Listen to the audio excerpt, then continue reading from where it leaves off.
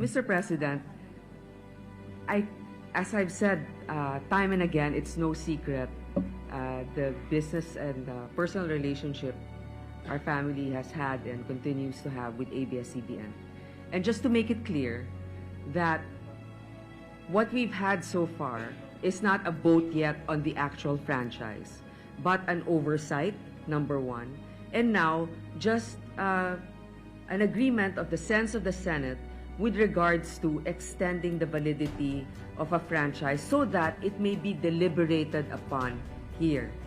More than anything else, this is actually a debate about the powers of the Senate, that we are not supposed to abdicate our right, number one, to be able to conduct oversights in aid of legislation, and number two, that franchises are granted from Congress and the Senate.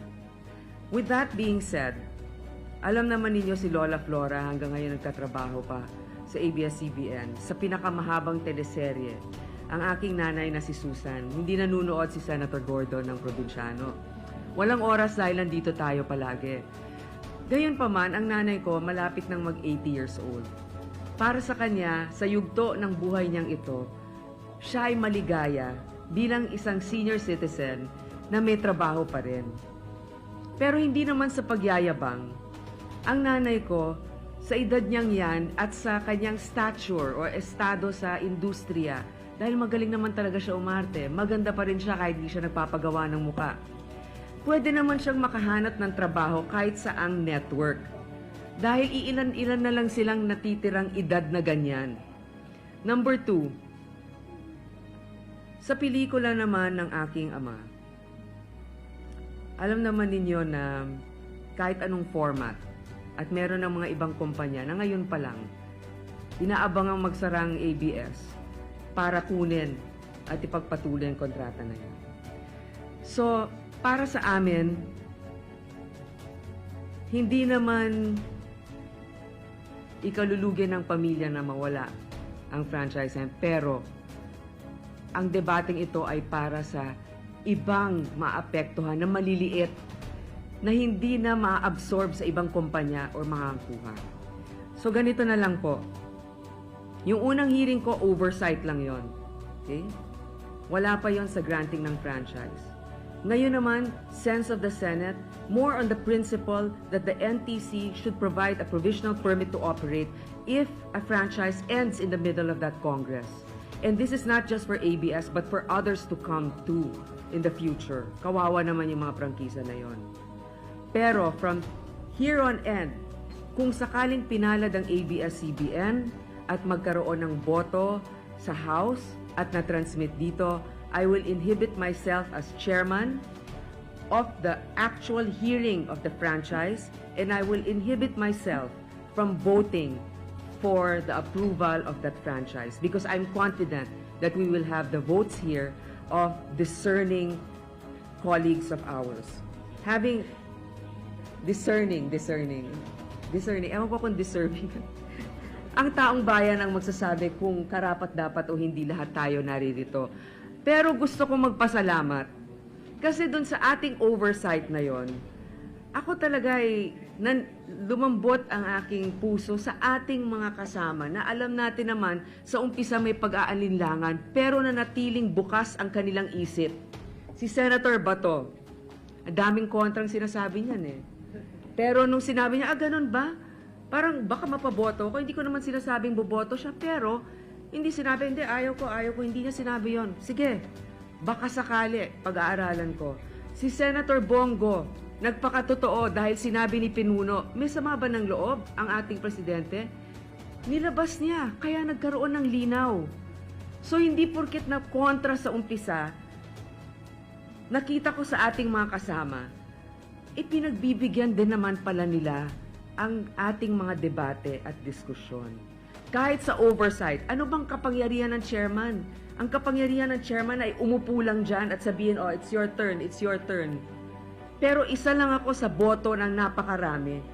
So kahit na bumoto pa ako sa isang bagay, kung ayaw nyo naman, hindi yan papasa. So with that, I would like to thank my colleagues here for your support and for keeping an open mind. And Mr. President, for the record, again, when it comes to the actual deliberation of the franchise, I will inhibit myself to one of the members of the Committee on Public Services, but only for the committee dealing with the franchise of ABS-CBN. Thank you. So what? We don't do the national budget because mas importante ABS? We don't do the Taal relief kasi mas importante ABS? Bakit ang Channel 5 at Channel 7 wala masyadong reklamo, halos wala nga eh, at na-approve ka agad. So wag nyo isisi sa amin bakit mabilis sila. Tignan nyo bakit yung sa inyo naiipit. Baka naman may kasalanan din kayo. Diba? 2019 election, how many shows did you have on the case of me and Lani? 4, no? You only invited us once, 3 times kalaban namin. So walang bias kayo doon? Media can make or break political careers. And in 2010 and 2016, yan ang allegation sa ABS-CBN. Na nakialam kayo kung sinong gusto nyo maging presidente. Sa akin personal opinion ko, kung kinumpare mo yung hearing natin sa Senate, nagpila kung gaano kagaling ng ABS-CBN eh.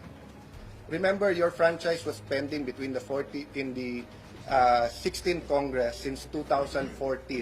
For 2 years, once lang sila nag-hearing. Panahon ni President Aquino yon. Okay? Liberal ang majority nun.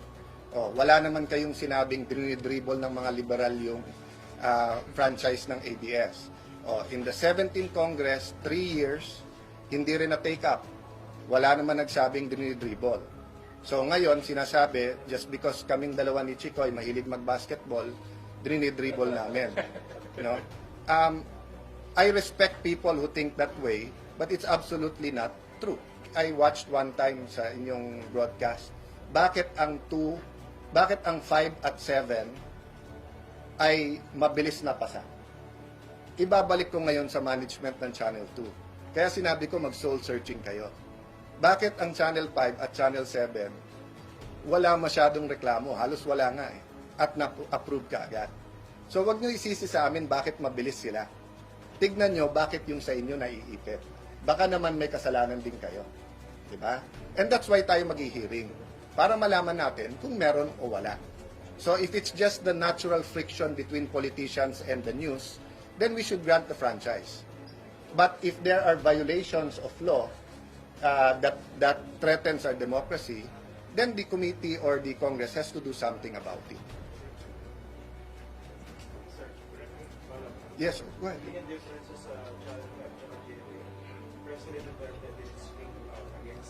Yes, why didn't he speak out? Why didn't he speak out against them? Because he didn't think they were biased. No, it's not one person, Christian. Let me ask you this, Christian. 2019 election, how many shows did you have on the case of me and Lani? 4, no? You only invited us once, 3 times kalaban namin. So walang bias kayo doon? Si Swansing, mag-asawa, congressman from 2 districts, you didn't have a hearing about them. Yung Albano, mag-asawa, you didn't have a hearing against them. So are you saying to me now there was no bias there? Bias in that particular respect. 4 shows, 4 shows. So you don't think that I should ask that to you during the hearings? Para makasagot ka rin at makavent din ako nung angle ko. GMA7 did not have 4 shows. I don't mind criticism. I get criticized every day. Diba? But I mind bias. Because media can make or break political careers. But media should be neutral. You should not be for or against any speakership candidate for any candidate sa distrito. You should not have presidential candidates. And in 2010 and 2016, yan ang allegation sa ABS-CBN. Na nakialam kayo kung sinong gusto nyo maging presidente. Well, regarding Attorney Gadon's petition, I've appealed to the anti-ABS na if you think ABS was unfair at certain points in history, let's not be unfair to them now. Let's have a hearing and let's throw the accusations directly to them and let them answer. So it makes no sense that if you're accusing someone of being unfair, then you be unfair to them. Diba? So sa akin, pinakiusap ko sa ating kababayan, please don't stop us from doing our job. But it's his right. He's a lawyer, he's a citizen of this country. He didn't take my advice. Gusto niyang masara kagad ang ABS. But until the Supreme Court tells us that we should stop, and I don't think they will, because it's our it's part of our congressional responsibilities and duties and constitutional mandate to look into and grant franchises, no? So, syempre, pag sinabi ng Supreme Court na bawal yung ginawa ng Congress, ibang usapan yon. But until that point in time, Attorney Gadon has one opinion of in 110 million Filipinos, and we don't share his opinion. Anong suggestion ko, interviewin niyo sila in the next few days. Kasi syempre, iba yung context na dito sila tinatanong, kapaligid sa kanilang kongreso. So they might feel that there's an infringement. But I read the NTC letter, and especially the answer of Secretary Guevara, very clear. An applicant who has previously granted the franchise by Congress could be considered a qualified applicant within the purview of the MC and could accordingly be issued a provisional authority to operate, subject to Congress' eventual disposition of the franchise renewal bill. Conclusion. Based on the foregoing discussion, there is sufficient equitable basis to allow broadcast entities to continue operating while the bills for the renewal for the respective franchise remain pending with Congress. That's why nga, to allay any fears, if it is an attack on ABS-CBN or on the franchise, what the committee will do is simply deny, sarado ang ABS-CBN. Di ba? We will not go through all this effort and these news cycles just so that isara. No. We are sincere in wanting credible, fair hearings, objective hearings on this. So personally, I don't see any reason for ABS to stop broadcasting when we go on break or when the franchise expires, no? Until may final disposition nila, meaning granted o hindi granted yung bagong franchise.